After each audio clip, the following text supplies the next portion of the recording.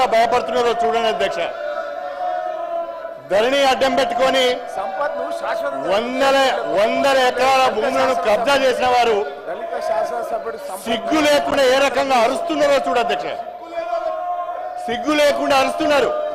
గౌరవ ముఖ్యమంత్రి గారు నిండు సభలో బాలానగర్ లో కంపెనీ యజమానులను బెదిరించి ధరణిని అడ్డం పెట్టుకొని వందల ఎకరాల భూములను అధికారాన్ని అడ్డం పెట్టుకొని సొంతం చేసుకున్నారు.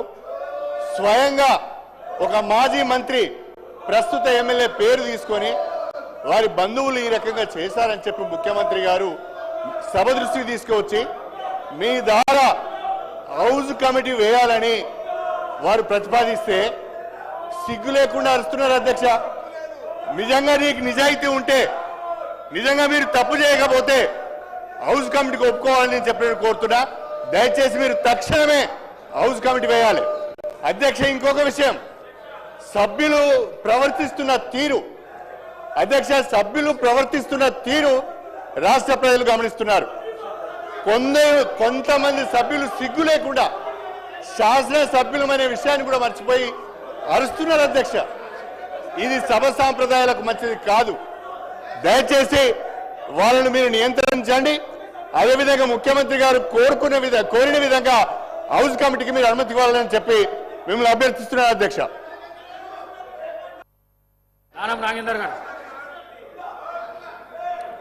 సార్, ఇప్పుడు హౌస్లో కొన్ని నియమ నిబంధనలు ఉన్నాయి అధ్యక్ష. దీంట్లో ప్రధానంగా అప్పుడున్న ప్రభుత్వమే లక్ష్మణ రేఖ గీయడం జరిగింది అధ్యక్ష. ఈడ లక్ష్మణ రేఖ గీయడం జరిగింది. లక్ష్మణ రేఖ గీసిన అప్పుడు లెజిస్లేటర్ మంత్రి గారే లక్ష్మణ రేఖ దాటి వస్తున్నాడు. కాబట్టి నేనేమడుగుతున్నా అంటే, ఇప్పుడు జరిగినటువంటి భూ స్కామ్ల మీద మీరు వెయ్యండి అని అడుగుతున్నాం హౌస్ కమిటీ. కానీ బాడీ లాంగ్వేజ్ మనం చూస్తూ ఉన్నాము.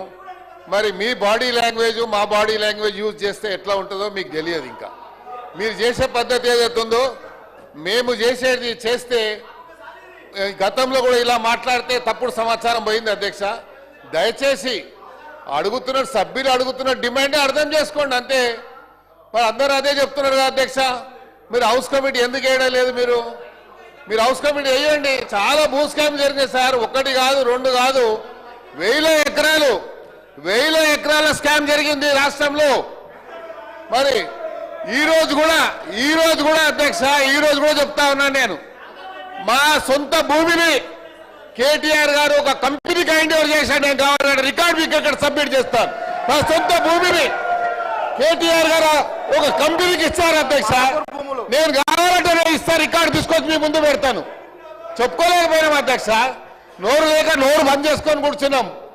మేము హైదరాబాద్లో పుట్టి పెరిగి మేము నోరు బంద్ చేసుకొని కూర్చున్న ధైర్యం పరిస్థితి వచ్చింది అధ్యక్ష. మేము ఎవరు చెప్పుకోవాలి మా బాధలు? ఏంటి మీరు హౌస్ కమిటీ? ఇది అందరి సభ్యుల డిమాండ్ అధ్యక్ష. మీరు డిమాండ్, మేము కూడా డిమాండ్ చేస్తున్నాం.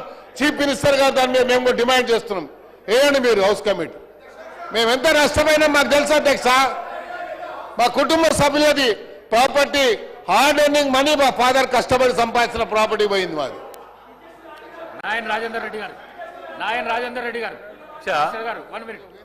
అధ్యక్ష, 2 సార్లు 3 సార్లు గెలిచినామని చెప్పి ఈ 3 లక్షల 5 లక్షల పంచాయతీ గురించి హౌస్ కమిటీలు అడిగారు అధ్యక్ష.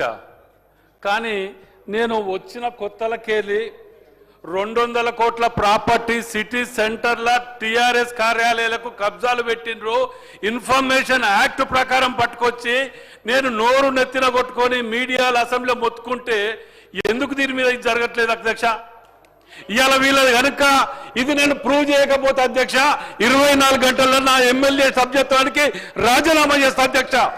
ఇవాళ హరీష్ రావు గారు, కేటీఆర్ గారు రాజీనామా చేస్తారా? నేను ఇప్పుడు